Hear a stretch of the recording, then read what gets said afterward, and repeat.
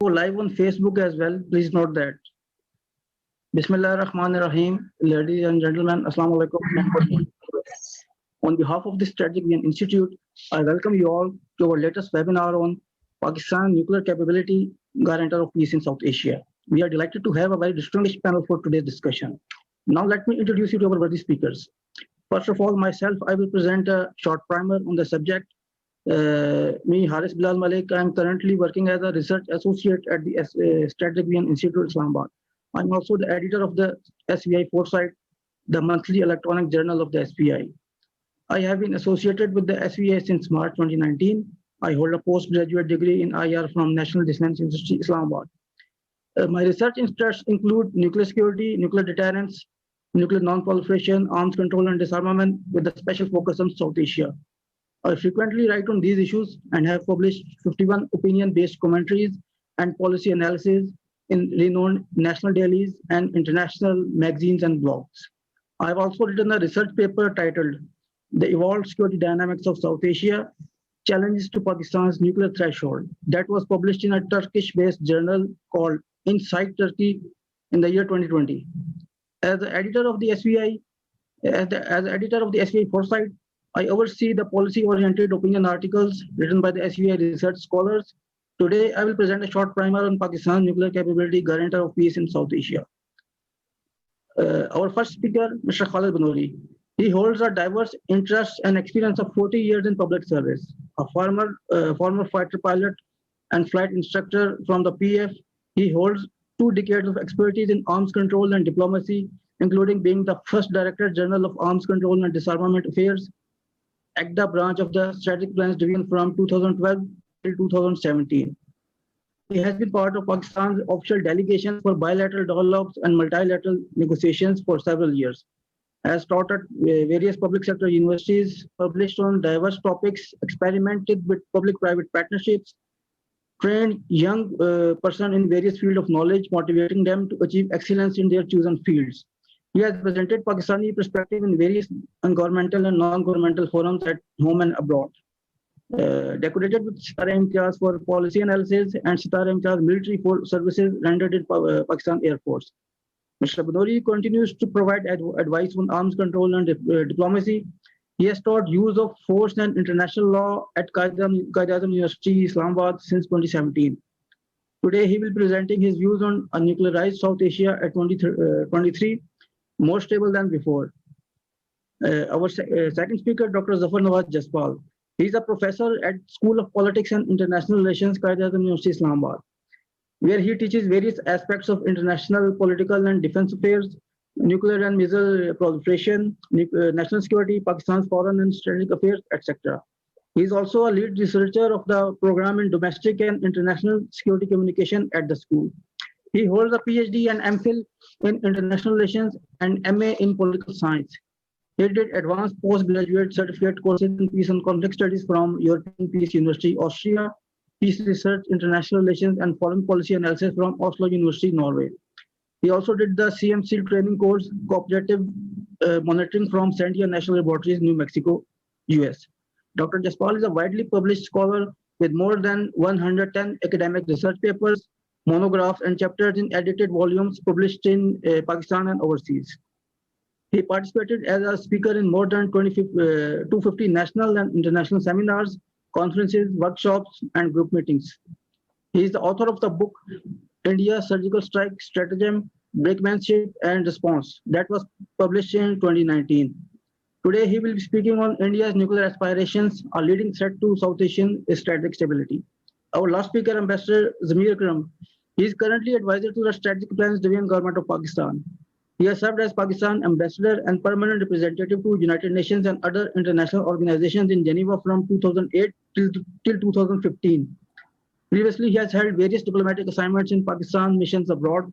These include Washington, Moscow, New Delhi, and Nepal. He has dealt with key issues including Afghanistan, nuclear non-proliferation, arms control and disarmament, vision reforms, human rights, and counterterrorism in his career. He holds a master's degree in international relations from London School of Economics and Political Science. He has also served as Honorary Dean of the Geneva School of Diplomacy during 2010, where he was awarded an honorary doctorate. He will be speaking on assessing Pakistan's deterrence posture in context of South Asian security environment.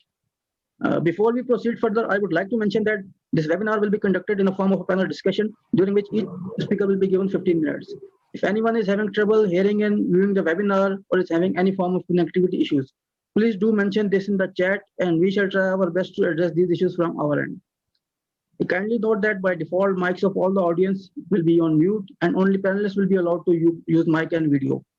If anyone from the audience would like to ask a question, they are requested to kindly use the Q&A option to type out their question. Please do include your name as well as your organizational affiliation along with your question. The question will then be presented to our panel by the moderator during the question and answer session accordingly. While we fully encourage you to participate, we request you to please be brief in your questions. We shall try our best to ensure that all questions get answered within our allotted time. Please further note that all the opinions voiced at the SVI platform are independent opinion of the speakers and audiences and not the official policy of the SVI. This is an open house activity that will be reported in media. This session is being live streamed on the Facebook page and website of the SVI. The full recording of the webinar will be available on the official website and YouTube channel of the SVI. If anyone would like to tag or post screen grabs of this event on their personal blogs, web pages, or social media, please do not forget to mention that the webinar was organized by the SVI. Thank you very much. Now I invite Dr. Zafar Iqbal Cheema to give his welcome and introductory remarks. Over to you, Dr. Cheema. Thank you, Haris. Thank you very much for a very excellent introduction to the seminar. I think this is a series of the webinars which the SVI has been organizing every month. But this is a very unique webinar in the sense that the conduct of the nuclear test in South Asia in May 1998 is an epoch-making development, a development which has changed the nature of politics, the nature of security, and the security architecture of the South Asia for all times to come. This is not going to revert back to pre-1998 politics again. First of all, I would like to appreciate all the three distinguished panelists that despite their very busy engagements, they have been able to find time, especially Ambassador Zamir Akram, who's here. And I'm sure shortly the other panelists will also join us. If they do not join us, we might begin with Ambassador Zamir Akram, and then we have the other panelists to speak on later. I can see Kahlid Banuri joining us. Hi, Kahlid. Good to see you. How are you? So I think the impact of nuclear weapon tests in South Asia is a epoch-making a development which has taken place. Why I say so? Because first of all, the nature of politics and security in South Asia is changed forever. India was the first to develop nuclear weapons. It has been 25 years ahead of Pakistan. It has carried out a May 1974 nuclear test disguised as a PNE.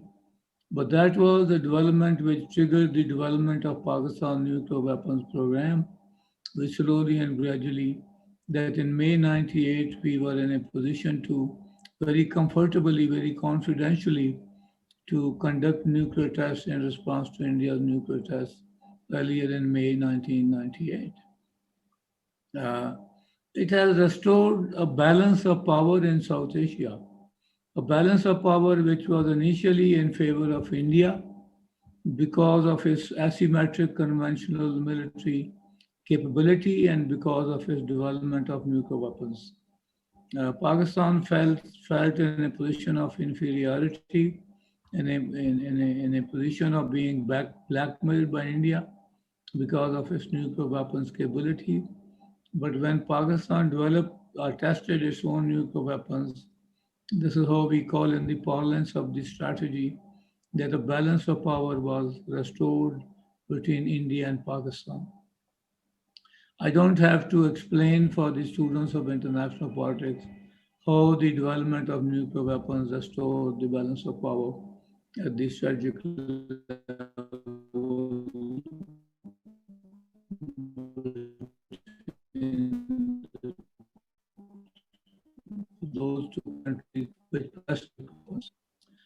The conduct of the nuclear test by Pakistan allowed it to develop eventually a posture of minimum credible deterrence, a minimum credibility on the basis of which we could protect our security, we could protect our sovereignty, we could protect our armed forces from the Indian threats.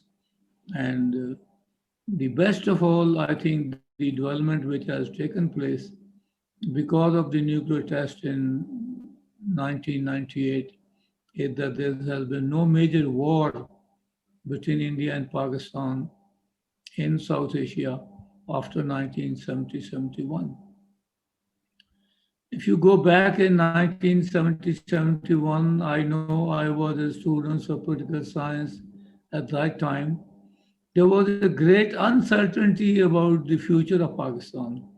Having dismembered in December 1971, this was a very pervasive sense of uncertainty whether the remaining Pakistan will be able to hold against India or not. And I think it was very wise on the part of our security makers that both from the military and civilian side, they decided to launch a nuclear weapons program on the basis of which Pakistan was able to develop its nuclear test in May 1998. So it's a guarantee of peace. Nuclear weapon is a guarantor or a guarantee of peace in South Asia that for all time to come it has eliminated the prospects of a full-fledged war between India and Pakistan. As you know, our history is reminiscent that we had fought 3 wars with India and we had many crises and conflict situations which took us to be sitting at the brink of a war between the 2 countries. So gone are those days that India could amass troops on the Pakistani borders like it did in brass tack 1986-87, like it did Operation Parakaram, like there was a fear of a generalized war during the Kargil conflict in May 1998. Pakistan has successfully thwarted that prospect that India can now launch a major attack on the country, on its armed forces, or undermine its sovereignty. So that's what we have achieved because of the carrying out the May 1998 test. Pakistan is now a nuclear weapon state, a full-fledged member of the international nuclear order within South Asia and the international global order. As we all know, being some kind of all experts are sitting here on the subject that there are P5 and there are T3 and there North Korea possessing nuclear weapons. There are 9 states which have possessed nuclear weapons, and out of these 9 states, all 8 states have tested nuclear weapons. Exception is Israel, which has not tested nuclear weapons, which has acquired nuclear weapons clandestinely with assistance from its Western friends led by the United States of America. Then, in addition to the change in the nuclear, the best, I think, possibility which has come out of Pakistan's carrying out the nuclear test in May 1998 is a deterrence equilibrium. A deterrence equilibrium which has been established between India and Pakistan. That there is a kind of a balance of power between India and Pakistan. While we recognize that the conventional military capabilities between India and Pakistan are highly asymmetric, and because the nuclear weapons capability by Pakistan restored the balance in favor of Pakistan. So that's what we mean by it, that while India has an asymmetric conventional capability, our nuclear weapons capability allows us to restore that balance of power and to maintain a state of deterrence equilibrium between India and Pakistan. We also have a kind of a strategic stability established between India and Pakistan, a strategic stability which is often disturbed by India's carrying out provocative and aggressive actions against Pakistan, like it did in February 2019 that carrying out aerial attacks against Pakistan. Well, India being a large weapon state and being a highly developed nuclear weapons and conventional military capability is in a position to disturb the strategic stability and the balance of power occasionally between the two countries, especially in the absence of a nuclear a dialogue between India and Pakistan, because there is no diplomatic negotiation going on in Pakistan. So India gets cross-free by developing these kind of activities against Pakistan. I will not develop further on that due to time factor that some of our worthy panelists have other engagements as well. So in order to keep the time on, sir, and I don't have to really do that. My job is only to introduce the subject. And we have a very distinguished panel to speak on this very subject. So I will leave it, Haris, to you to kindly invite the panelists one by one as per the program that you have laid on. So first of all, I will present a short primer in few minutes on the subject. I'm sorry, Then, I forgot. yes, You first present the primer and then you invite the rest of the speakers. Thank you.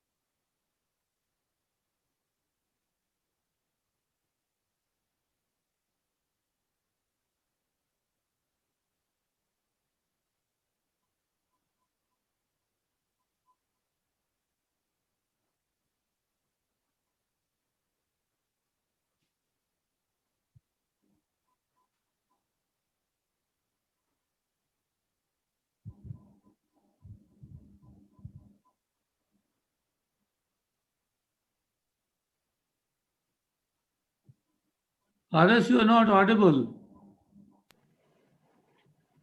Yes, I have unmuted myself now. Okay. Ladies and gentlemen, in the next few minutes, I will present a short primer on Pakistan nuclear capability, the guarantor of peace in South Asia. I will start with a brief overview. The South Asian region has always remained vulnerable to conflicts and escalation. This is primarily because of the ever-increasing volatility and the complex security dynamics of the region. For many decades, the regional security dynamics were all determined by the conventional asymmetry, Indian warmongering attitude towards Pakistan, and its acquisition of offensive nuclear capabilities. Given the hostile nature of relationship between India and Pakistan, both countries have fought full-fledged wars and limited conflicts in the past. Even now, there exists a continuous fear of war and escalation in the region. In such a scenario where Pakistan was facing existential threats from India, the acquisition of nuclear capability was more of a strategic compulsion to enhance its security and preserve its sovereignty. The nuclearization of South Asia in 1998. Since the nuclearization of South Asia in 1998, the region has emerged as one of the most crucial regions in the world. The acquisition of nuclear capability by Pakistan has since then emboldened it with a credible and reliable deterrence posture, which ultimately guaranteed a strategic equilibrium in the region. Even now, 23 years after the nuclearization of South Asia, Pakistan's nuclear capability remains a guarantor of peace and stability in the region. The overt nuclearization was primarily a consequence of India's desire to dominate the security calculus of the region and undermine Pakistan's security.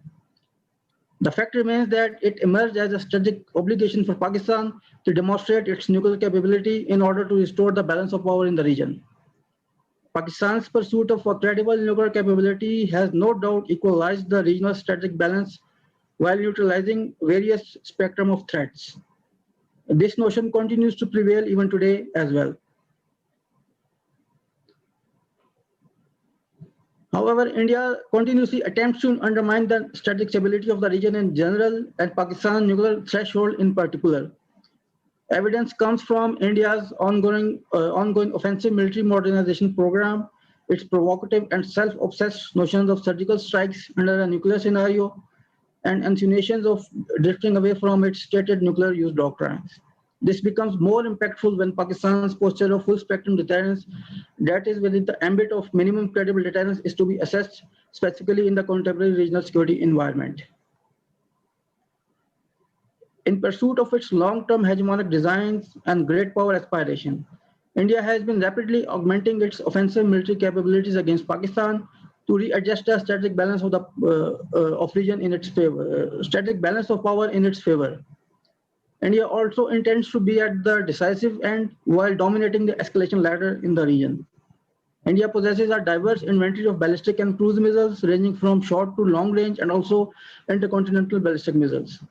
It has developed ballistic missile defense systems and has agreement with Russia for the supply of the S-400 air defense system, which is no doubt one of the world's most advanced missile defense shields.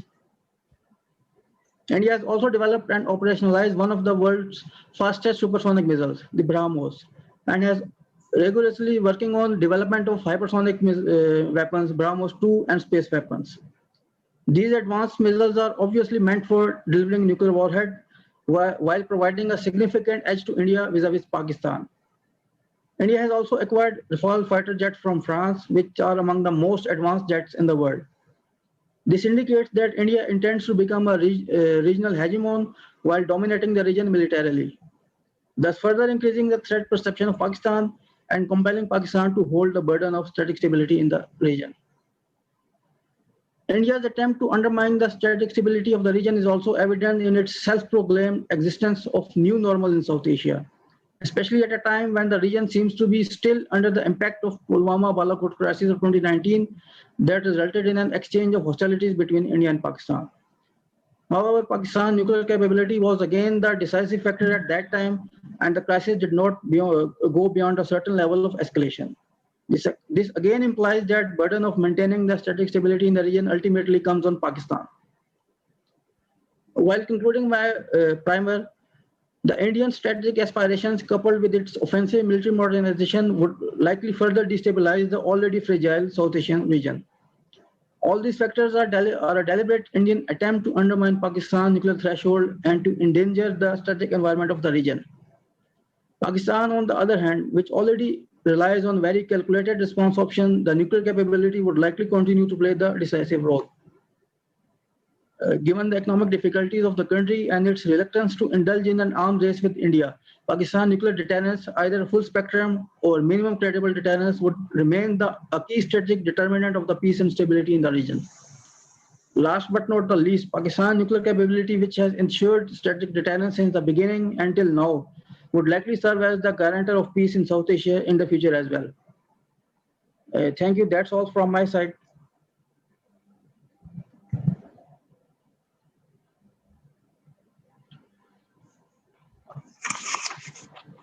Now I invite our first speaker, Mr. Khalid Banuri, to give his presentation on a nuclearized South Asia at 23, more stable than before. Over to you, Sir Khalid Banuri. Thank you very much. Let me begin by thanking President Strategic Vision Institute and you, Haris, for the coordination, and ladies and gentlemen who are listening in from whichever part of the world. My subject today is to wonder about a nuclear South Asia 23 with a question of is it more stable than before? It was 23 years ago when Pakistan restored the strategic balance in South Asia through its tit-for-tat nuclear explosions in response to yet another Indian provocation. Now, more than 2 decades later, one could have wondered why Strategic Vision Institute poses this question whether the region is more stable than before or not. It turns out that the question is pretty much valid, given the deterioration in the already fragile strategic stability in South Asia. Now, thanks largely to this regional bully, South Asia is riskier today than it ever was. It might therefore be prudent to examine the situation to determine what has led to the rather precarious condition that this region faces today. Now, we've had one state that acquired nuclear weapons for reasons of prestige, And we can recall Indian Prime Minister I.K. Gujral's often quoted statement about the way to gain access to the elite powers club in the world, implying gate crashing through nuclear weapons capability. I mean, he thought that economic development and nuclear weapons are the only two ways, and since economic development is very hard to come by, that's the way. Pakistan, on the other hand, at that time was a reluctant entrant in the nuclear weapons club.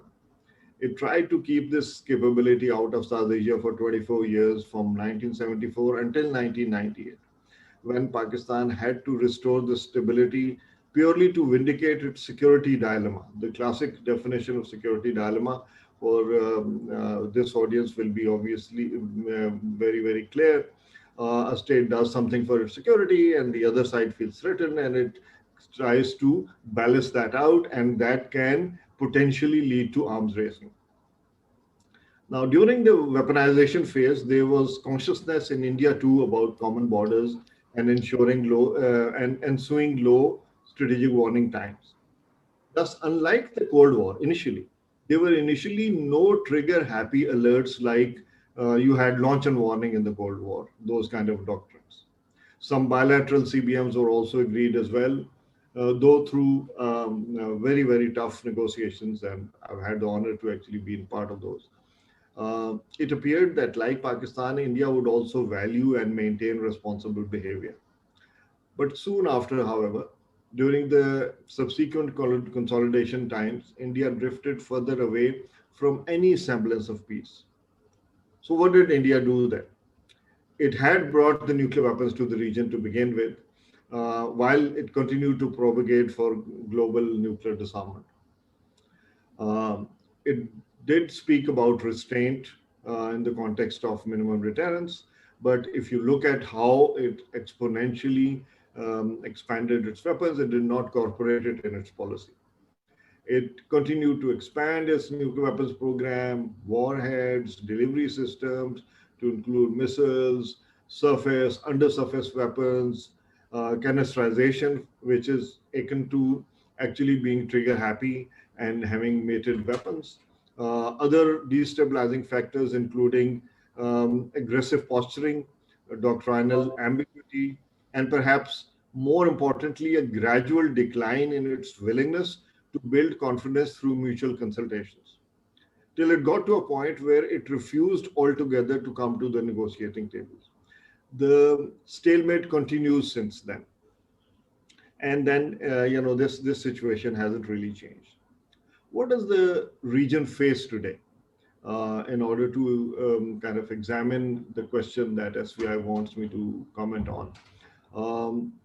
First of all, resultant to the decline in the possibility of any negotiations and the weapons development by itself, adding new types, new delivery systems, new weapons. What is happening is the region is in turmoil today, and has a very precarious strategic environment. Consider this. Let's consider this at three levels. At the domestic level, India is quite fascinated with this global wave of ultranationalism, the phenomena that is around the world. There are ultranationalist leaders in Europe, in Asia. Donald Trump was seen as, because of him, perhaps this notion is being referred as Trumpism. The current Indian leadership is no exception. In fact, the problem has further worsened with engineered religious animosity within India, especially regarding Muslims in India. The environment has aggravated with the raging pandemic in India, partially due to, as often pointed out by several Indian experts or international experts, several flawed policy decisions. Now, so domestic situation is bad in India, and because of that, it might actually be useful in a political sense to whip up the rhetoric against Pakistan, and that is precisely what is happening. Now, at the regional level, India has strained relations, often done on purpose, with almost all the neighboring states. But, to name the obvious, China, Pakistan, Nepal, it is also further intensified through the use of force that India has done in various ways, manifested in Balakot, in its attempts at Ladakh, or the perpetual crimes against humanity and war crimes in the illegally occupied Jammu and Kashmir, which has further intensified since last 2 years. Now, the spillover of the hate phenomena orchestrated by the Modi administration has made it a prisoner of its own rhetoric. Even if India wanted to now move to some semblance of peace, it would now will have to have face a cost within its domestic thing, because it has whipped up that rhetoric to this much. Recent overtures by Pakistani political and military leadership, you would notice and hopefully agree, met with a stunning silence at the official level. Now, such stubbornness has in fact raised opinions of CBM fatigue and the Pakistani side too. Needless to emphasize that be it the dialogue process or the effort for risk reduction, at the end of the day, unilateral initiatives only carry limited utility. One can talk about it in more detail, but that's, eventually it has a certain utility, but it has to go beyond that. Now, as amply demonstrated in the aftermath of the failed Indian airstrike at Balakot, its attitude eventually turned to its desire for an attritional warfare, war fighting. The notion of the no first use that India had often manifested and talked about, it swiftly changed in practice to threats like Qatal ki Raat, or the night of murder, by the Prime Minister himself. I'm quite reminded of Sir Michael Quinlan, who very famously said that in times of crises, such declaratory positions are the first casualty, and they'll be thrown out of the window. And that's precisely what India did by continuously and incrementally talking about the kind of aggressive actions it wanted to take. Pakistan's expressed and demonstrated restraint, along with its resolve regarding its right of self-defense, precisely in line with the Charter of the United Nations, remained the key in impeding the possibility of escalation in that. So that, there's a need for us domestically, but also for the world globally to actually notice that. So within India, the domestic problems, the regional, bilateral, and I'm leaving out the problems it has with China, it has had with China on Balakot. Several fronts that it has intentionally opened, ostensibly to take the attention away from its domestic problems. Internationally, India has lost credibility to its such higher claims as the principle of democracy or upholding of human rights, because its demonstrated actions are precisely against that. Many recent statements by Indian experts also suggest that they were ideas being given to the government for giving up its no first use policy. What does that really mean? That the Indian doctrine as it stands, which was anyway a confusion between a draft doctrine and a shorter declaratory position, it is malleable at best today. So that's the kind of environment that you have: weapons, doctrinal problems, aggressive designs, all together, and opening of too many fronts. This is where you stand today. And then let's also talk about the newer challenges. It is often said that there are concerns about how stabilizing or destabilizing would be the effect of the new or the emerging technologies, be they in the nuclear realm. In a South Asian context, sea leg is often referred as an area of significant challenges, which is true. In a larger context of machine learning and artificial intelligence, there have been questions about the possibility of a reduced or an altogether absent role of human decision making. and the challenges that it can ensue. All such concerns are relevant to examine. All states, as per their capacity and expertise, are likely to venture into the pastures new, to stretch the maneuver envelope, to learn and master such technologies. But what would be needed is a strategic balance of some kind, just like the balance that is needed in the sea leg. Now, this notwithstanding, more relevant in this region is still the classic concern about brinkmanship and recklessness in decision making, which has been demonstrated amply given the series of statements from the Indian leadership, including the Prime Minister, displayed during the Balakot situation. Now, in general terms, the ultranationalism globally, but more specifically through stop-at-nothing kind of an approach manifest in Prime Minister Narendra Modi's public posture. So this is where you stand today.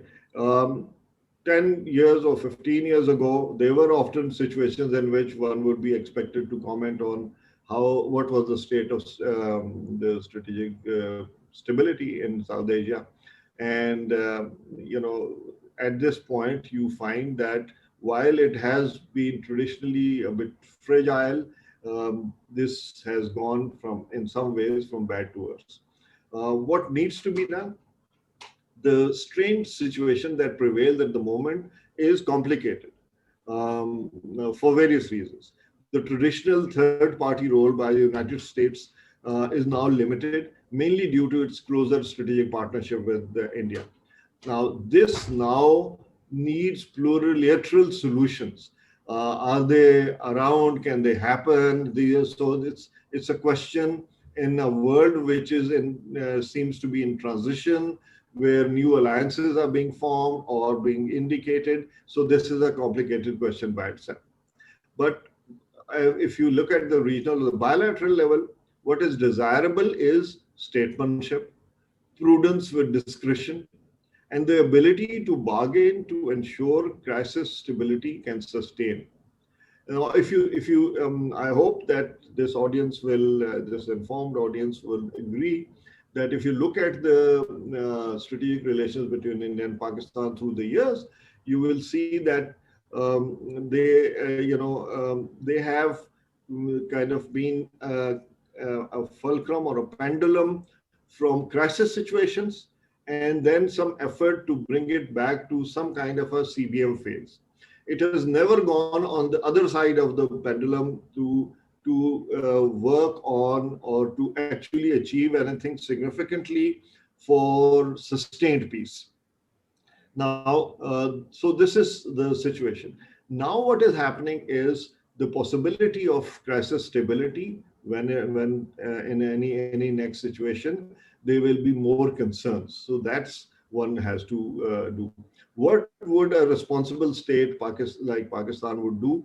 You've done that. Pakistan has taken several unilateral steps that it needed to take, ensuring safety, security, survivability. I have often said this in public statements that we are confident, but we are never complacent about it. Now, what is the Indian side doing or has done? Regretfully, it is largely obscured and ambiguous in most of the steps that is taken. So one could go on talking about this, but let me just now conclude by saying, making a somber reflection. Peace is hanging by a thread in South Asia today. And Pakistan's responsible handling, as demonstrated in February 2019, clearly shows that Pakistan is holding the peace thread, and include that to the follow-on speech of the Pakistani Prime Minister at the UN General Assembly. To finally answer the question posed to me in the title, Nuclear South Asia 23 is much more fragile than before, though the challenges are different and on occasions worse. Let me stop at that. Thank you very much. Thank you. Thank you. Thank you so much for a very comprehensive presentation, Sir Khalid Banuri. Now I invite Dr. Zafar Iqbal Jaspal, who will present his views on India's nuclear aspirations, a leading threat to South Asian strategic ability. Over to you, Dr. Jaspal. Is Nawaz Jaspal, not I think he's too much influenced by your name, sir. It's good. Anyway, Bismillah ar-Rahman ar-Rahim. Assalamu alaikum and very good morning. Let me start by thanking Professor Cheema providing me this opportunity, especially on 28th May, to speak on a very important topic. The topic is very relevant, and Kahlid has already pointed out many things which I was trying to cover in my second part of the presentation. But I tried to avoid something, and naturally it's this kind of a discussion, repetition is difficult to avoid. Having said this, I try to limit myself within the topic framework, India's nuclear aspirations, leading nuclear threats to South Asian stability. It strikes two questions. What are the India's nuclear aspiration? What are the determinants of India's nuclear aspiration? That is this, and how it affects South Asian strategic environment. Kahlid has very rightly pointed out that after 2019, what we call it Pulwama crisis, which was a nuclear tinged crisis, it's very difficult to say that still we can bet on nuclear taboo continuity in India, especially when Hindutva forces or Prime Minister Modi is, you can say, governing the India. As we all know, India's great power ambition is the driver of its foreign and strategic policy. It has been struggling to establish its hegemony in South Asia and primacy in the Indian Ocean region. In this struggle, currently United States is also supportive. My reference here is Americans' National Security Strategy released in 2017, in which categorically stated India has a role to play in South Asia, in Indian Ocean region, and beyond. So if we have this thing in our mind, then we are able to understand where the Indian ambitions and how its ambitions have been, you can say, promoted, supported by the external actors or a third party in the region. For accomplishing strategic objectives, India has been transforming its ham-fisted armed forces into modernized military machine since the dawn of the 21st century. The modernization of India's military has been altering its military doctrine.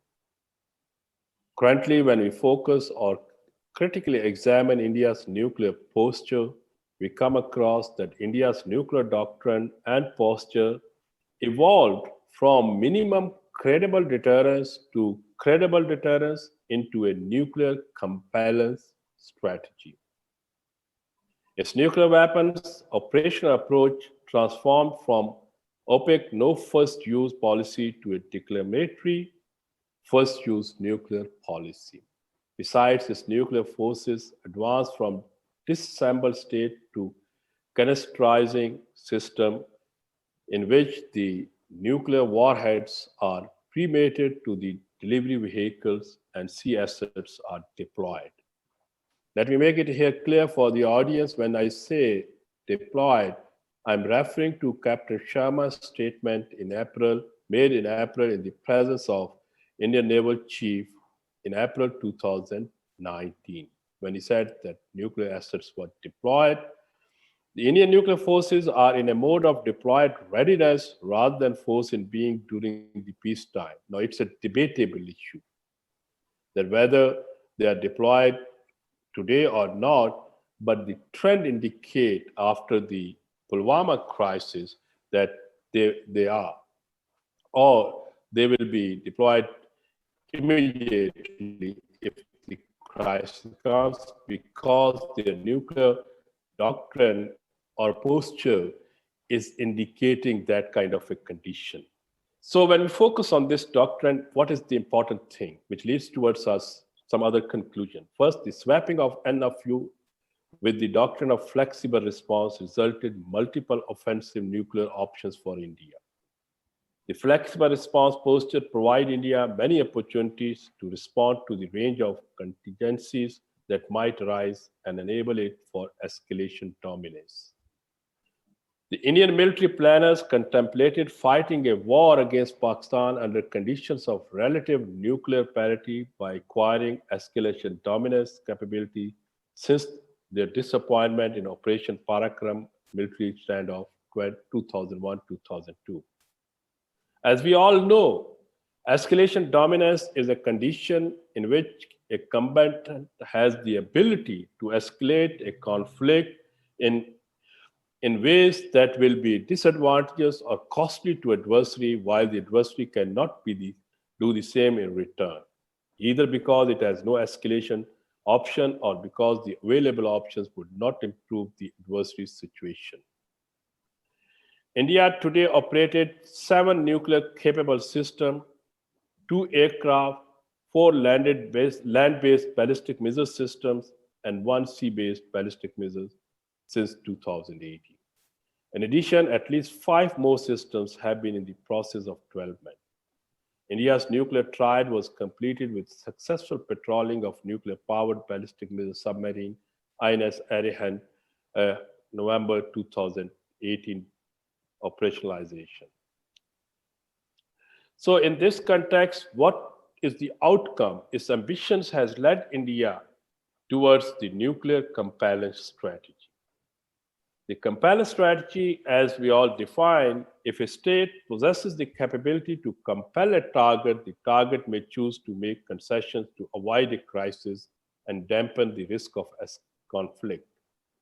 India's compellence strategy was the use of military threat and maneuvers to persuade Pakistan to carry out a favorable action. India, and now here comes the puzzle, when we talk about where or how it is leading towards the threat or increasing the threat in South Asia, which Kahlid already pointed out. My understanding is that India misjudged Pakistan's deterrence capability and intent. This error of strategic judgment, the chalking out a compellence strategy against nuclear-armed adversary, laid the basis of India's surgical strike stratagem against a nuclear-armed Pakistan, which also established India's struggle for preemptive capability. The Indian national security officials considered that preemptive counterforce options against Pakistan are permissible doctrinally and advantageous strategically. The preemptive counterforce gives the choice of time, targets, and scale to initiator and will pay the best dividends to safeguard the nation. But the preemptive counterforce doctrine creates a risky strategic environment in which military planners feel compelled to use nuclear weapons before the adversary's use. But at the same time, when we focus on India's development, and my understanding is that after the Pulwama, India lost its 5 decades superiority complex in the conventional domain.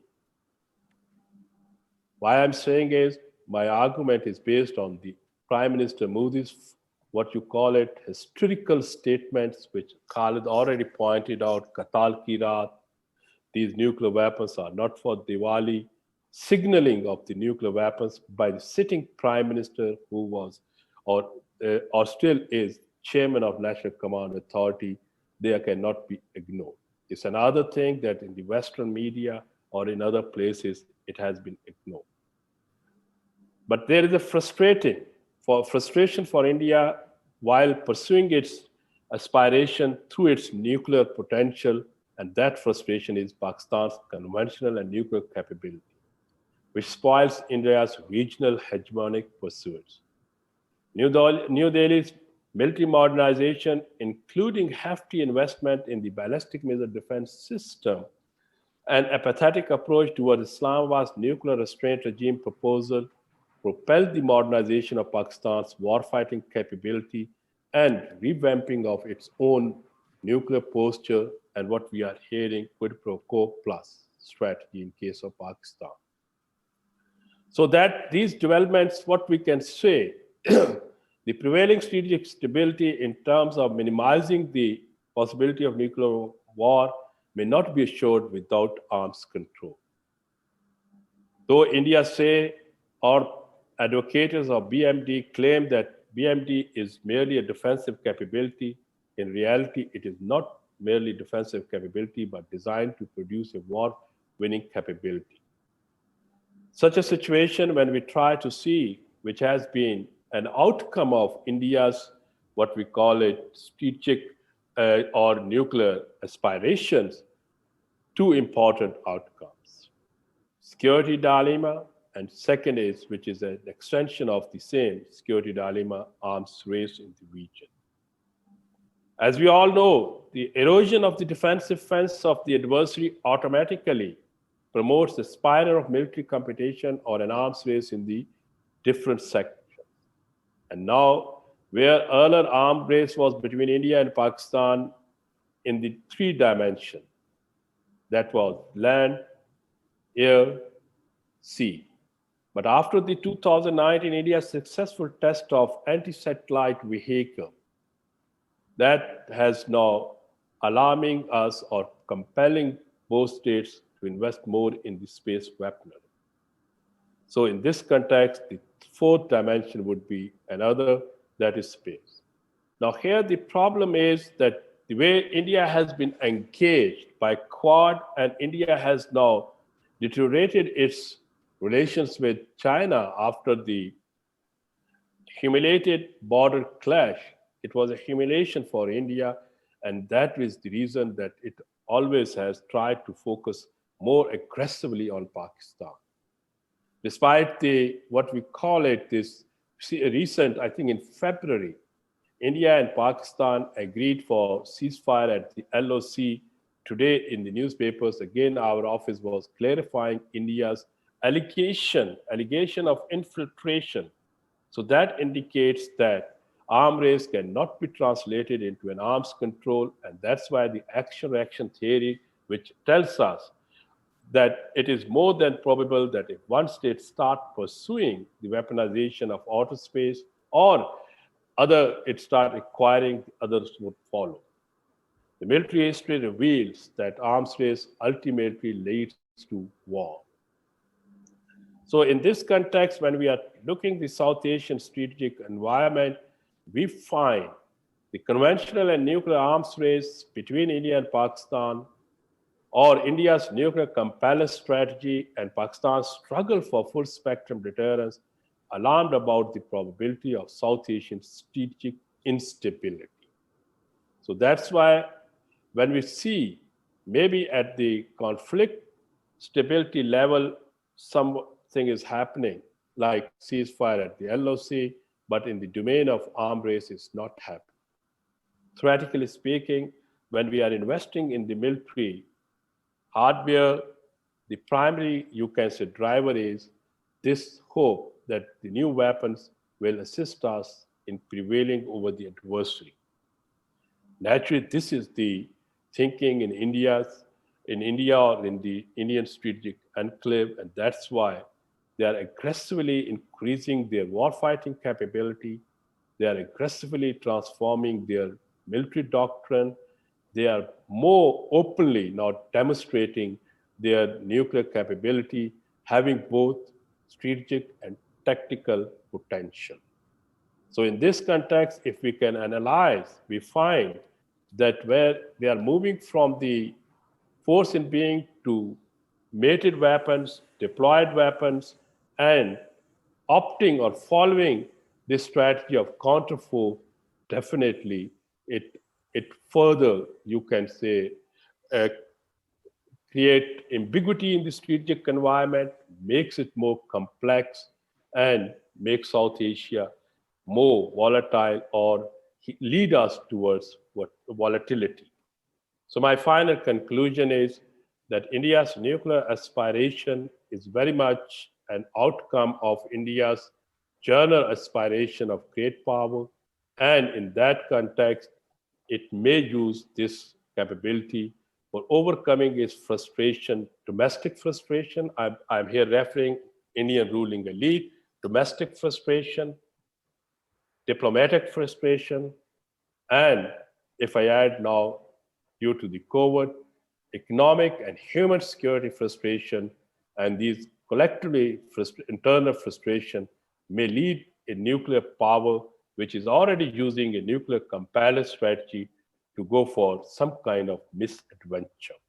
So these argument qualifies finally saying, though the nuclear taboo was strengthened, especially after the air combat on 27th between Indian and Pakistani nuclear armed states air force.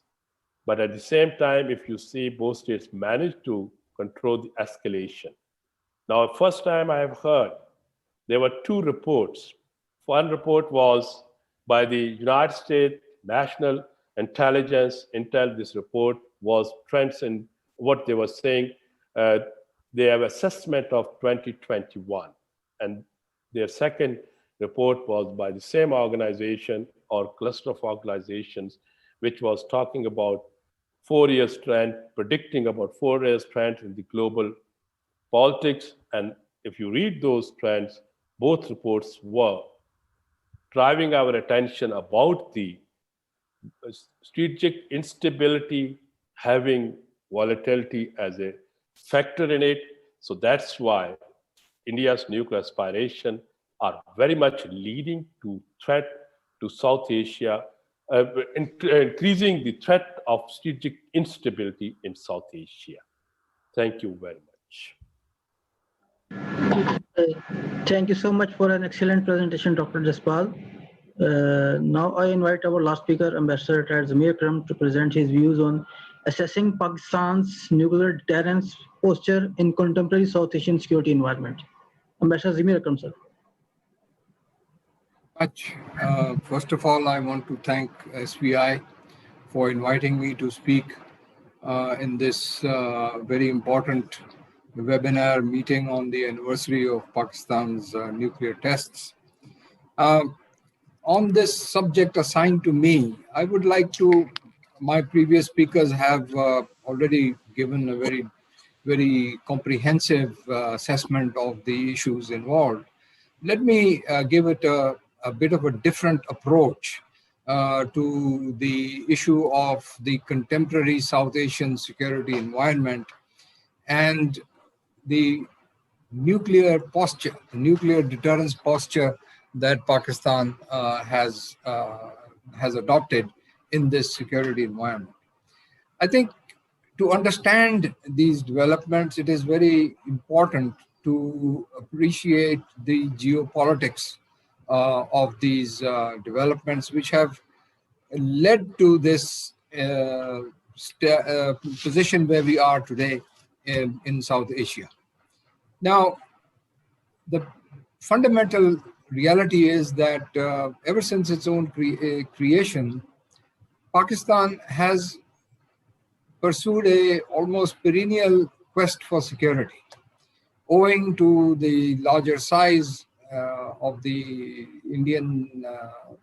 our Indian neighbor, including the much larger, numerically superior conventional military force of the Indians. And initially we sought security through a system of alliances with the United States, but as the war of 1971 demonstrated, this was not a guarantor of our security. And by that time, we were already aware that the Indians were moving very quickly towards the acquisition of a nuclear weapons capability. That is why primarily they had rejected the Non-Proliferation Treaty in 1969-1970 when it came up for signature. And our suspicions proved correct, because in 1974, the Indians conducted their first nuclear test, which then confronted Pakistan with not just a conventional threat, but also a nuclear threat. And then the Pakistan nuclear weapons program was launched. And between 1974 and the next 10 years, despite several difficulties, which arose as a result of the discriminatory approach by the international community, especially the United States, whereby the Indians were not really punished for their proliferation activity, but laws were adopted and the international nuclear non-proliferation regime was strengthened through the NSG, etc., to prevent Pakistan from acquiring this capability for its own security. And so the pursuit of our nuclear weapons capability was obviously done in a clandestine manner. Nevertheless, by 1984, Pakistan had acquired the capability to quietly conduct a cold test, which demonstrated that the nuclear weapon worked and that it was a credible design. And since that time, a situation of what I call virtual deterrence, or what others have called non-weaponized deterrence, came into existence between India and Pakistan, which prevented a wider conflict during the brass tacks Indian military exercises of 1986-87, which Dr. Cheema has mentioned, and then subsequently the Kashmiri uprising in January 1990, when there was again a danger of a conflict, which again was prevented perhaps because of the fact that there was this virtual nuclear deterrence that had come into play. Most significantly, I think, the step that indicated Indian acceptance of this virtual deterrence was their willingness to conclude an agreement with Pakistan as a confidence building measure not to attack each other's nuclear facilities. This was, I think, a very major signal of the Indian acceptance of this reality. In any event, 1998, May 1998, was not a surprise for us when the Indians tested their nuclear weapons. I personally recall being in Washington when the Prime Minister of Pakistan's letter addressed to President Clinton was delivered by us, in which the Prime Minister had conveyed, this letter was in April, in which the Prime Minister had conveyed very clearly that we were seeing intelligence, we were seeing signs on the ground of preparations for nuclear tests by India. And we had warned at that time that if India conducts a nuclear test, then Pakistan's hand will be forced and we will be compelled to respond. However, the Americans did not take our warning seriously. They thought that we were being dramatic, we were escalating the whole issue. And to their surprise, the Indians conducted their tests on 13th and 15th May 1998. And then the rest, as they say, is history. During the period from the Indian test to the Pakistani test, the United States plus its Western partners exerted considerable pressure on Pakistan not to test its nuclear weapons. And it was due to the, I would say, the commitment, determination of the various people involved in the decision-making process, including the scientists and technicians, including the Ministry of Foreign Affairs, including the Army and the Army chief at the time, that this decision was taken despite the reservations of some people in the government, particularly the economic team, which was concerned about the economic fallout of this situation. In any event, after the nuclear tests took place, we were in a position to establish credible nuclear deterrence, which our doctrine defined as credible minimum deterrence. However, our efforts in our subsequent dialogue with the Indians as well as with the Americans to try and push for the adoption of a strategic restraint regime that would ensure against further escalation of the nuclear relationship in South Asia were turned down. And in subsequent talks with the Indians, they were only ready to conclude some confidence building measures which are now contained in the Lahore Declaration and the Memorandum of Understanding of 1999. The Indian draft nuclear doctrine, when it was announced, demonstrated or proved why the Indians were not ready to accept this strategic restraint regime, because according to their nuclear doctrine, they were planning, they were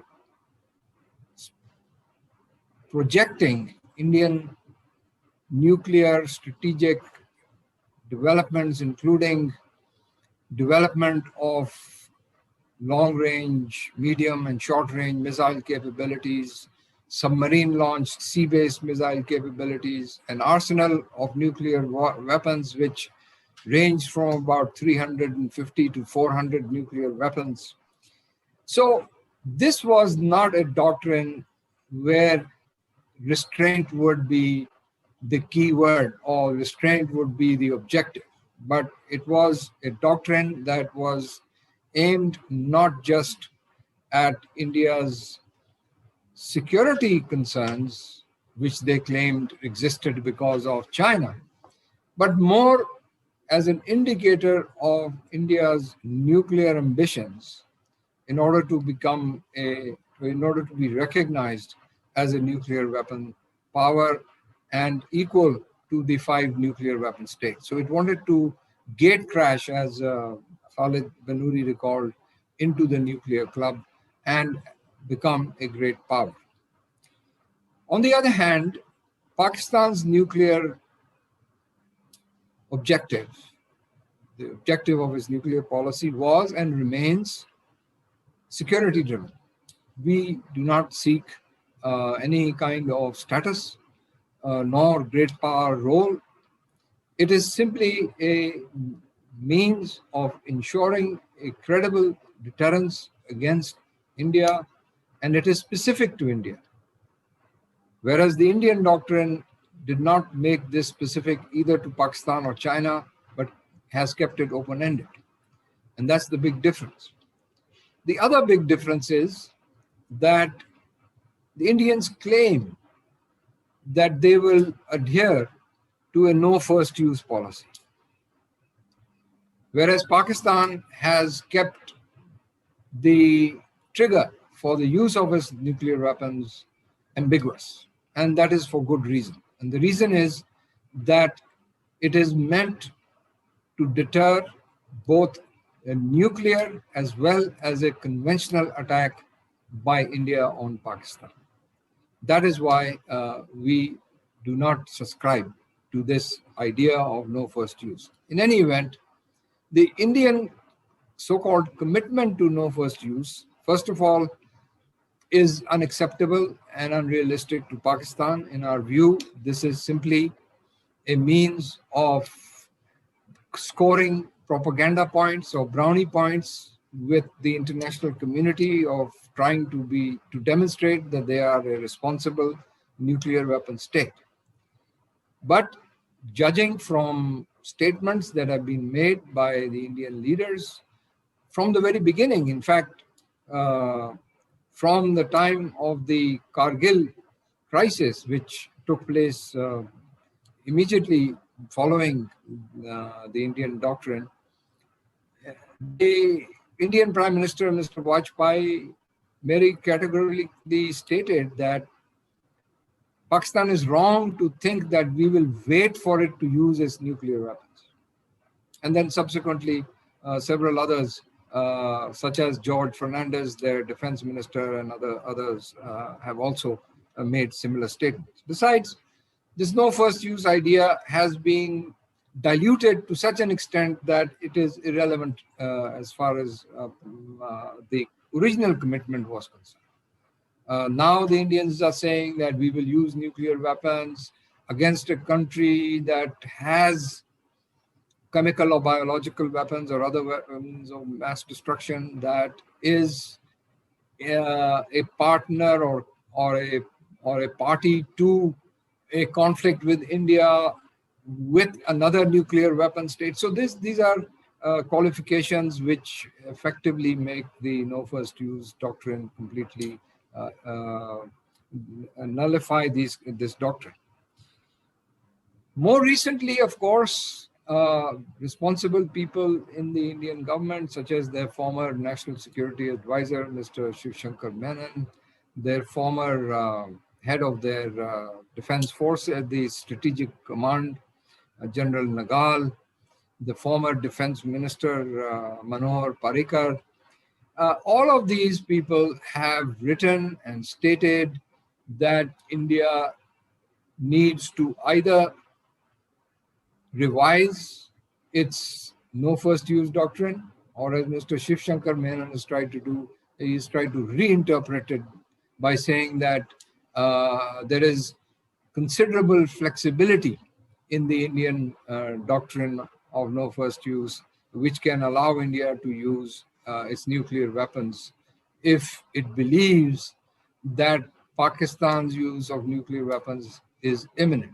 So this is the kind of doctrinal environment in which these debates have been taking place. On the geopolitical side, coming back to this, from 2004, 2005 onwards, two very important developments took place. One development was within India, which as a result of the stalemate that emerged from the Kargil crisis in 1999 and from the 2001 and 2002 Parakaram Indian mobilization, the Indians came to the realization that, or at least they believed as a result of this experience, that it is possible to conduct a limited conventional war below the nuclear threshold.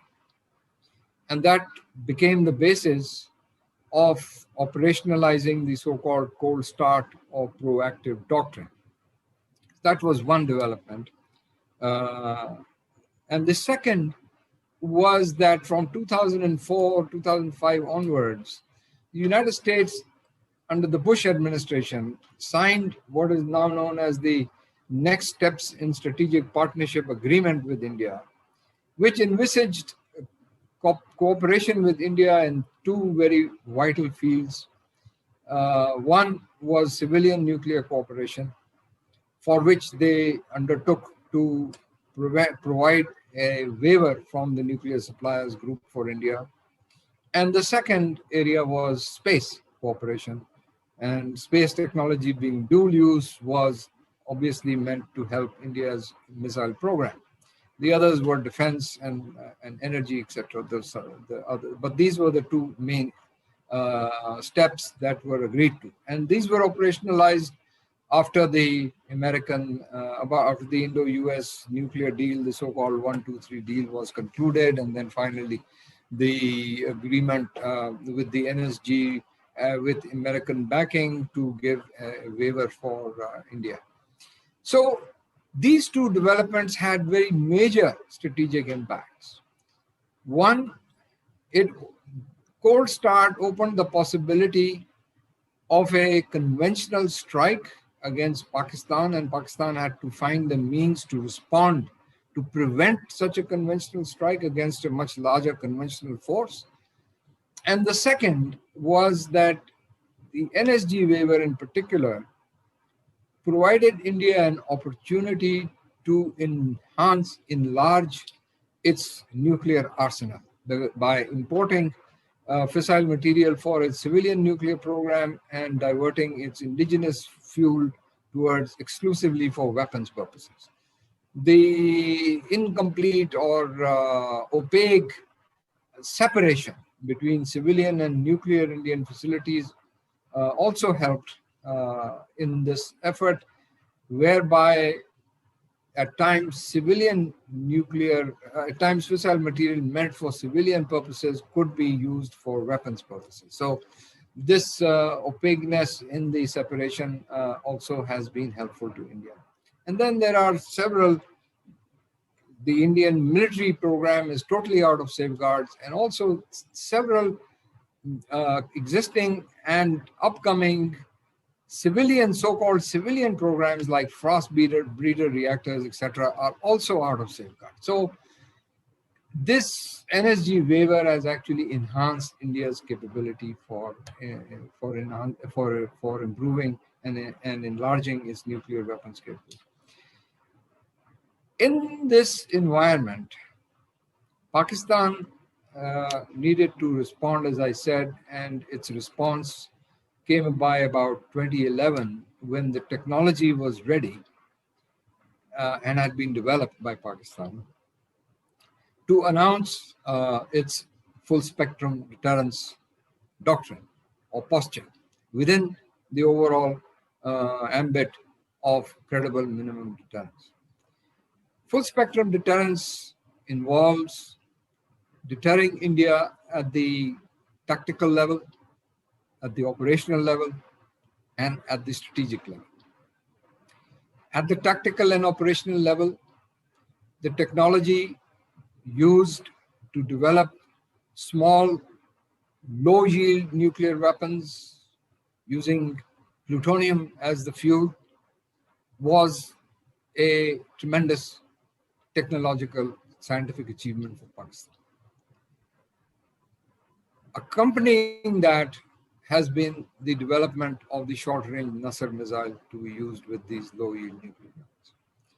So, as a result of these developments, and the other development, of course, has been the development of the Shaheen 2 and Shaheen 1 and 2 intermediate range or long-range missiles, which basically cover the whole of Indian territory, as well as the sea-launched versions of these missiles.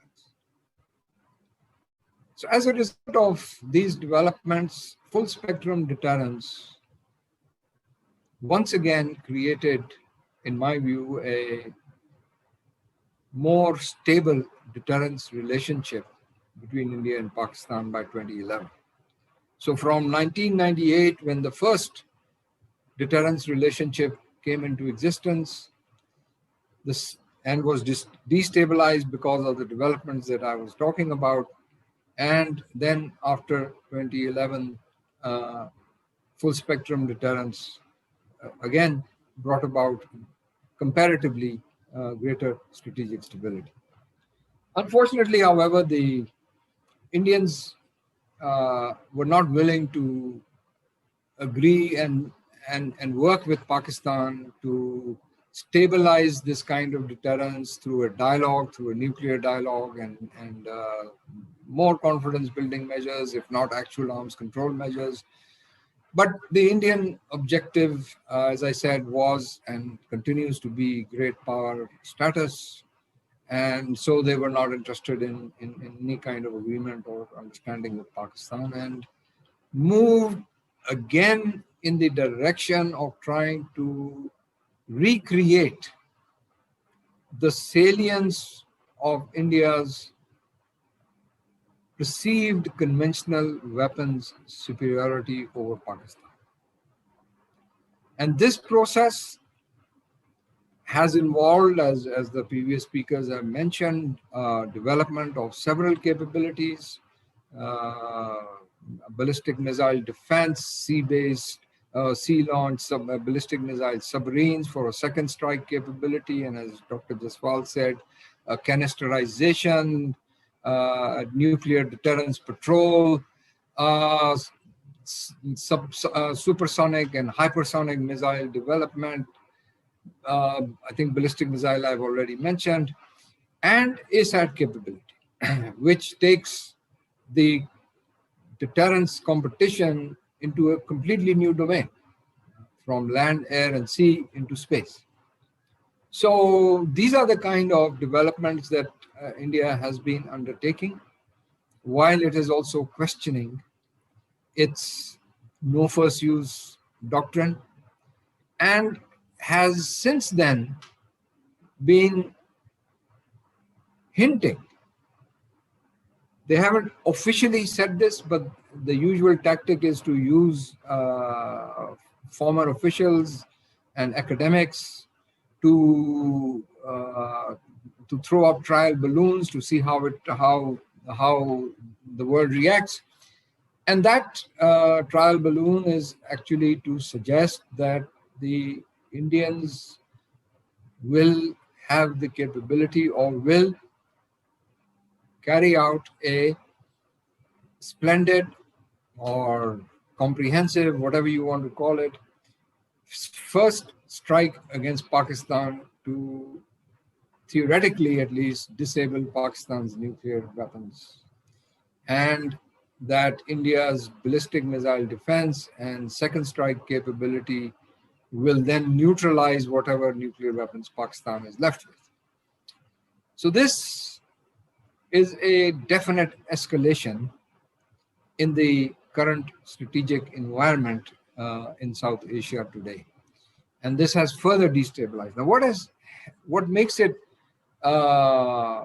even more serious is not just Indian thinking, but the Indian geopolitical environment in which the Indo-US strategic partnership, which is designed to contain and confront China, has helped India develop its conventional and strategic capabilities, largely as a result of the 4 foundational agreements that the US has signed with India, that enhance its strategic capabilities, that enhance its intelligence capabilities, its targeting capabilities, and it brings, the attempt is to bring India at par with China.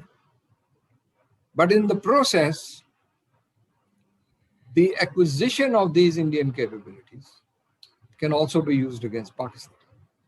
And if you look at the force deployments that India has undertaken in terms of its conventional forces as well as of its strategic forces, 70% or 75% of its force deployment is against Pakistan.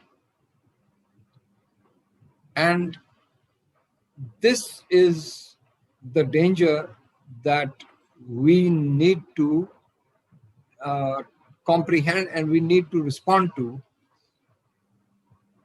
in our own ability, in our own efforts to continue to maintain credible strategic deterrence in the future. Because we are now not only talking about a deterrence which was based on a cold start type operation, but perhaps even a deterrence that would need to negate India's first strike capability, a comprehensive first strike capability. So that is what the challenge is now. I am not an advocate of matching India weapon for weapon, but I do certainly feel that we need to match India or acquire the capability that neutralizes the areas where there is a qualitative edge and that India can gain. One area of such qualitative edge is, of course, ASAT weapons, because ASATs can be used to destroy what limited number of satellites that Pakistan has. And without satellites, it will impact on command and control, on surveillance, on guidance, targeting. All these factors can be influenced, can be degraded if satellites are destroyed. And the only way that we can deter India from doing to destroy Pakistan satellites is to have our own deterrence capability through any weapon or weapons. So only then will India feel that it has deterred. The other area that we need to deter India is in the new technologies, new warfare technologies, cyber warfare, artificial intelligence, quantum computing. There's a whole host of areas where they are investing a lot of effort and money with the help of the US, with the help of Israel and France, where they are trying to build up these capabilities in the new modern technologies of warfare. And so we need to work with our allies, in particular China, I believe, to gain the capabilities in these areas. I do not believe that we should waste our time and effort and money on, say, a ballistic missile defense system, for instance, because, at least in my view, a ballistic missile defense system is not reliable. Even for the US, it's not reliable. Because there are ways to penetrate, and we have those ways. We have cruise missiles, we have MIRV missiles. These can penetrate any, even the most sophisticated ballistic missile defense system. So that's a waste of money and time. We shouldn't go there. But there are areas that I mentioned where we should invest in, and in order to ensure against a more durable and credible deterrence in the future. Thank you. Thank you so much for a very comprehensive presentation, Ambassador Zamir Akram. Now we are going towards the question and answer session.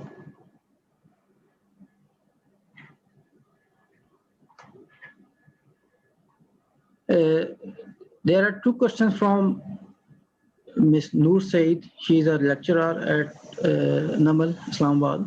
Both are addressed to Dr. Zafar Nawaz Jaspal. First of all, I would like Dr. Jaspal to throw light on Pakistan quid pro quo plus policy. How is it helping create peace against India? The second question is, how will nuclear latency be relevant in future in the present mechanisms which seek to monitor, control, prohibit the use or possession of nuclear technology for offensive capabilities? Dr. Jaspal. I think that quid pro quo plus strategy, which was the term which was used by advisor to the SPD, former director, Lieutenant General Kahlid, in the context of, we have seen this after Pulwama or during the Pulwama military crisis, that it worked well. Secondly, if India is going for flexible response, naturally Pakistan has to maintain a flexibility in its striking capability or striking options. And this quid pro quo plus strategy is a defensive kind of a thing. It's not an, because when we are saying quid pro quo, that means that we are going to retaliate, we are going to defend. And when we have a defensive approach, it qualifies that we are more focusing on stabilizing the deterrence. Even if India tried to break it, we try to restore it. So with this, my understanding is that it's a very calculated or appropriate response to India's this transformation in their nuclear posture. The second is these technologies or these kind of the things, definitely they will be going to stress or going to test the strategic stability in the region. Because when you integrate with your command and system, this artificial intelligence or these kind of the things, where it increases your data collection, you can say enable or provide more efficient kind of information to our NCA members, and then on the basis of that they talk out, but at the same time it shrink the space. shrink the space to respond. So if we know India, which is habitual, articulating, and you can say demonstrating its surgical strike, and when it go for a surgical strike, because I'm here referring to the 2017 doctrine, and if they go for that, definitely it becomes very difficult for Pakistan to calculate in which mode it will respond. So by this way, these new technologies, they are not a stabilizer, they add more variable in the instability in the region. Thank you.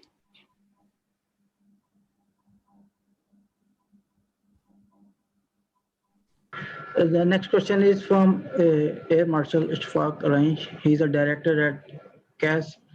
The question is for Sir Khalid Banuri. Does Indian changing nuclear doctrine and ever-increasing reliance on nuclear posting suggest reduced trust in her conventional armed forces? Sir Khalid Banuri. Thank you, Zafar, for the question. My sense of this is that in which several scholars are actually saying that they should give this up. My sense is they would not officially give this up, but let me say this again. Sir Michael Quinlan has been very manifest in saying this. This is the kind of first casualty that goes out of the window. So bottom line, the possibilities of moving away from the current doctrinal positions cannot be ignored by all the strategic thinkers. Let me stop at that. Thank you. Okay. There is a bit clarification from my side. The first question was raised by Mr. Noor Said. By mistake, I called him Miss Noor Said. He is a Mr. Noor Said and working as lecturer at Namal Islamabad. The next question is from Khaja Daud Tariq.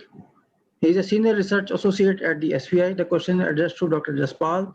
What can be done to ensure Indo-Pak rivalry does not intensify in the fourth dimension, that is space? I think that Indo-Pakistan rivalry is going towards the space, and if we try to stop it, Pakistan has been trying. Pakistan has been trying by what we call it, this nuclear restraint regime. Naturally, when we have a dialogue process with India, if we are able to resume this dialogue process, definitely we try to engage India in the space of preventing the space arms race. But the problem here is that it has been now established that your missile defense systems cannot work without having interceptors in the space. India, with this grandeur to be a great power, India many times demonstrate, India works on these kind of things. That's why we cannot expect any kind of rational response by India in this context. So if we try, or if we think that India, theoretically, yes, we approach India, we try to engage India for some kind of a restraint policy in the space domain, but if India is unable or unwilling to stop its missile defense system, then if somebody is expecting that it will refrain from the space weaponization or developing space weapons capability, it is a wrong conclusion. Second important thing is that Pakistan, I think at the Conference of Disarmament, it is very much supportive to the PAROs, and if we continue supporting these PAROs, at least it will be giving us some kind of a option or a false hope, let me call it, that someday when the PARO entered into force, then these kind of things will be managed. At the moment, practically or realistically, my understanding is India will be not refrained or controlled. India will continue it. So we have to develop our response according or within our own economics or other, you can say, keeping in mind challenges, but the response is required.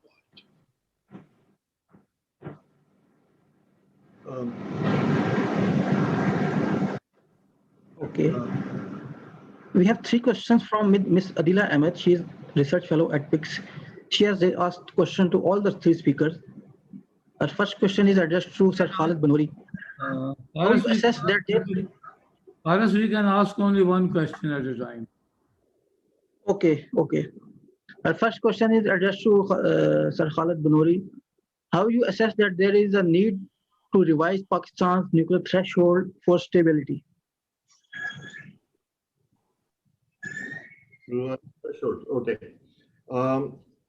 Two points, but before I answer this question, can I make a comment on the previous question on the space things? I agree with what the way Jaspal has responded to it. Let me just add this point that Pakistan's interest in space is about civilian uses of peaceful uses of space. However, it takes two to tango. If India has gone into anti-satellite tests, the very notion of security dilemma suggests that Pakistan cannot ignore it. Let me stop at this one. As regards Adila's question of revising of threshold. Now, let's just keep in view that thresholds are viewed in the face of the threats as they emanate or as they change. So the evaluation is an internal process that goes on all the time in case of any significant changes that come into the appreciation of the environment. So keep that in view. Now, whether those thresholds be ever declared or not, my own view has always been that it is actually useful to be ambiguous of the precise thresholds. And my argument has been very, very simplistic on this. By saying that in case the other side knows your precise threshold, they will nudge you, but they would not want to cross it. And no state tries to cross a threshold inadvertently. So that actually erring on the safer side does happen. There are risks involved in this as well, but the revision or a possibility of review of this environment has to happen. Would the threshold change or not remains an operational issue. Thank you. We have a question from Mr. Zafar Iqbal, Senior Research Associate at the SVI. The question is addressed to Dr. Jaspal. Do you see any full stop to the arms race between India and Pakistan? Answer is no. Yeah, simple as that. Okay. For elaboration, let me add it. We are living because Pakistan and India cannot be treated or taken out of the regional, extended region by means Southern Asia and global political, strategic or global strategic environment.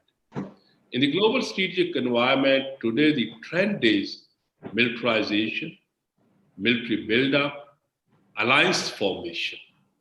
So the trend first is, if we can say the trend-setting power in this context is the leading power, United States with $700 billion plus defense budget.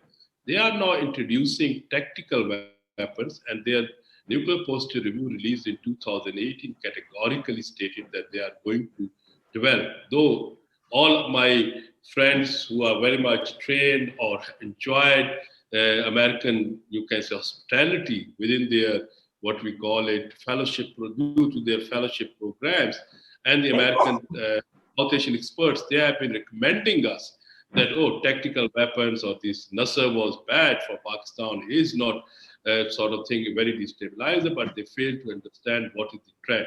So sometimes the structural or neo-Israeli strategies always explains us that something happened in a structure, it always generates a dynamism which pulls you. So in that context, second is in the alliance building, Quad is there. Then the way India is moving, Pakistan's desire is, of course, that there must be no arms race. There must be an arms control.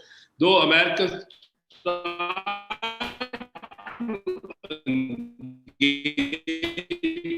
China in that, and China is not willing, India will. Also, India also not willing. India is not willing. Whether willing or not, we are unable to go for a unilateral arms control or arms restraint, because we are also struggling for our deterrence credibility. So that's the reason I said.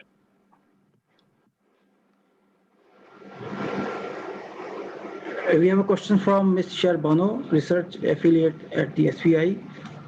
To avoid escalation, how can South Asian neighbors overcome their mutual mistrust, as mistrust leads to escalation in case of conflict and crisis? She has not identified the speaker, so anyone from the panel can respond to this question. The quick response is that unfortunately, in India, the ruling elite's survival popularity depended today on anti-Pakistan. BJP's 2014 election campaign and again 2019 election campaign demonstrated this, that they need anti-Pakistan slogan, they need militaristic slogan. Second, in India, it's domestic, or what you call it, India's military business, which has attracted India's corporate sector, which created some kind of a jingoism in their media as well. So in this context, when we try to overcome this mistrust, that how we overcome this mistrust, it is difficult. And above all, what is happening, our perennial or chronic conflict, that is Kashmir dispute. So if we can keep together all these things, what we find it, unfortunately, we are not able, though we have to maintain a rivalry, but it could be what we call it in the international relations jargon, ordered rivalry. Even we are unable to have an ordered rivalry. That's why many analysts are using ugly stability in South Asia because of the continuity of this mistrust. So that's why if we think that this mistrust overcome because of seeing the Indian movies or because of seeing some gestures from the Indian side or our leader's side, but the reality is difficult to be changed. Horace, can we ask the last question, because some of the distinguished speakers have to leave for their next assignments?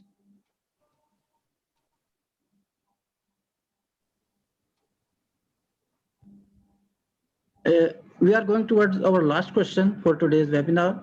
The last question is raised by Ambassador Retired Tajammul Altaf, Senior Research Fellow at Institute of Policy Studies, Islamabad. The question is addressed to Ambassador Retired Zamir Akram. Thank you so much for a very comprehensive and excellent presentation. Your conclusion is to join hands with our allies, especially China, to have a qualitative edge in nuclear capability to match and respond to India's steps. What is the level of our interaction with China to have a qualitative edge with specific reference to counter steps taken by the US to bolster India's nuclear capability after the 2004 and 5 and signing 4 fundamental agreements? How are other allies with whom Pakistan can cooperate to acquire qualitative edge? Ambassador Zamir Akram. Okay, thank you very much. Thank you, Mr. Tajammul, for your question. I think that I identified the areas where I think, I mean, this is not official policy. And if there is any official contacts with the Chinese, I'm not aware of it, but it seems logical to me that we need to try and acquire the new weapons technologies that we do not have. I mean, we certainly have, and I'm not saying we obtain produced or final shaped weapon systems, but acquire the capacity to develop our own weapon systems in the new generation of weapons. Some action, for instance, in the cyber domain is already underway. I think there are some areas or some institutions in Pakistan which are also working on artificial intelligence. Space satellites, we do not have the capacity to launch satellites, additional satellites. So we have worked with the Chinese and others to launch these satellites. So space cooperation with China is very important for us. So these are the kind of new technology areas that we need to focus on in the years ahead. So I think that for me, the only real option is China. I don't see any other country being willing to work with us on these issues. Certainly not the United States. So that's the option. And then behind this again, I in my presentation, I want to underscore there's always everything is geopolitical. It's geopolitics overshadows everything. And in the current geopolitics, of course, because of the Indo-US partnership against China and the emerging new Cold War between the United States and China, it is also in China's interest to engage with Pakistan in these areas. So I think that this is the basis on which we can work with China in future. Sir, if you can allow, Sir Khalid Banuri want to make a brief comment. Please ask him to go ahead. Thank you. Just to continue with one-liner on the way Zamir has talked about this. I think one aspect also needs to be kept in view on the issues of artificial intelligence. Unlike some other technologies, very well industrialized or heavy technical base is not needed for some of these new technologies. So any state that can develop that prowess can actually get into the run in that area. Thank you. Thank you. I want to offer my profound thanks to all the three distinguished members of the panel, Kahlid Banuri, Zafar Jaspal, and Ambassador Zamir Akram. And I also want to thank all the participants who have generally taken part and the person who especially asked the questions about various important issues and the general participants of the seminar. So very grateful to all of you for finding your precious time to be here with us. So thank you very much, all of you. Have a nice time. Thank you. Thank you.